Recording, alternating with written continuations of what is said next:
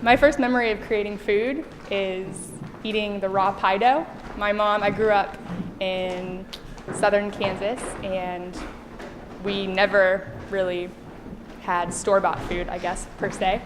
So she made everything, and my first memory of cooking or being in the kitchen was making my pie crusts with my mom, and she would make them really beautiful, and I had these little nubby fingers, and I could never make mine good, and I used to be so hard on myself when I was trying to make the pie crusts, and she was always very reassuring, and looking back, that was a really special moment, I think, for us.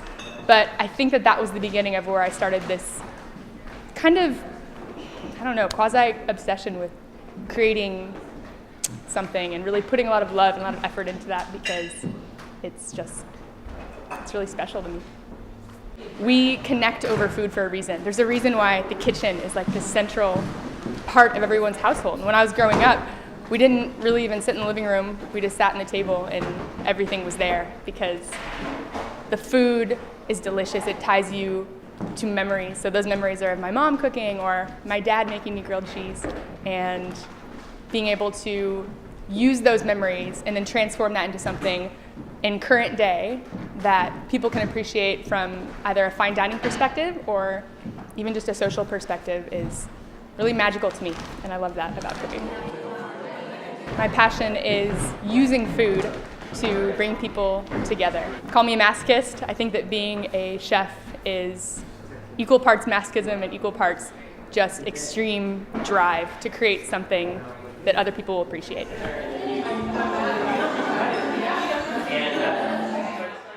I get frustrated when people look at creative careers and they ask why with a grimace on their face, and they think it's so difficult or it's so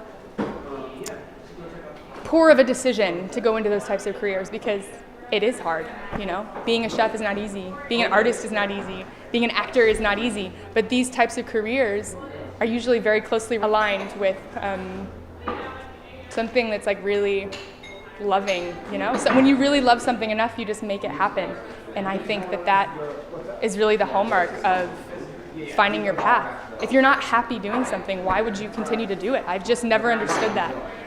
If I don't like something, I just won't do it, And it's so easy to make that decision, yet it's so hard. And it's hard because you see all these roadblocks. There's so many roadblocks when you try to branch out and do something that's more difficult than what people think it should be. And I'm okay with that. I surround myself with really positive entrepreneurial people, and my best friends work with me, and my best friends support my dream, and I support their dream, and it creates this incredible symbiotic relationship where it's better, I think. Like, as friends and as loved ones, our job is to support one another. And if you can do that, and when you start being so gracious for all the things and all the people around you that are making this thing come alive inside of you, then you just can't help but keep doing it. I love that. My name's Becky, and I'm a chef and a fighter, and I want to feed people, not just their bellies, but their heart and their soul. And I want to do that by bringing them together and getting to have conversations with them that can broaden and strengthen our community. That's my goal.